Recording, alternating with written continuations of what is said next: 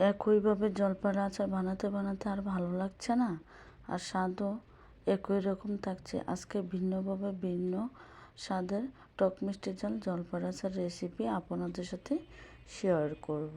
শাশুড়ি মা বাড়ির থেকে জলপাই পাঠিয়েছে, তো আমি এখানে 2 কেজি জলপাই ধুয়ে তারপর 4টা করে দাগ কেটে নিয়েছি। তারপর একটা বাটিতে প্রথমে নিয়ে নিব 1 কাপ লাল সরিষা, তারপর দিয়ে দিব 1 কাপ হলুদ সরিষা, তারপর পানি দিয়ে ভিজিয়ে রেখে আমি ব্লেন্ডার করে নিব। তারপর চুলায় বড় দেখে একটা কড়াই বসিয়ে তারপর আমি সরিষার তেল দিয়ে দিয়েছি বেশি করে। তারপর দিয়ে দিয়েছি একটা তেজপাতা, তারপর দিয়ে দিব কয়েকটা শুকনো মরিচ, তারপর দিয়ে দিব 1 টেবিল চামচ পাঁচফোড়ন, তারপর দিয়ে দিব 1 কাপ রসুন, আস্ত রসুন। তারপর কিছুক্ষণ ভেজে নিব।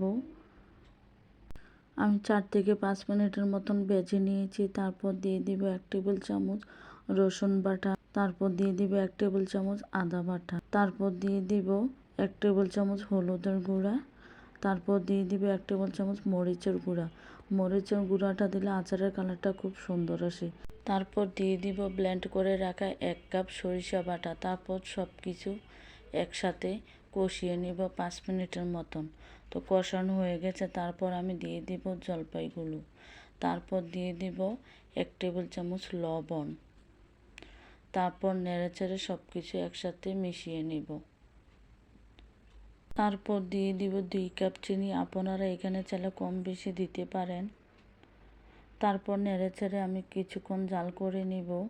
আর এইদিকে চুলায় একটা তাওয়া বসিয়ে আমি কিছু শুকনো মরিচ আর পাঁচফোড়ন দিয়ে ভেজে গুঁড়া করে নিব।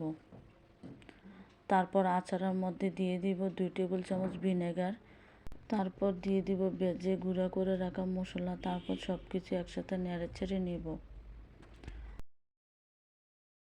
আচার বানানো শেষ। তারপর আমি চুলাটা বন্ধ করে আচারগুলো ঠান্ডা করে নিয়ে নিয়েছি একটা বোলের মধ্যে। তারপর এখন কাঁচের বয়মে নিয়ে নিব।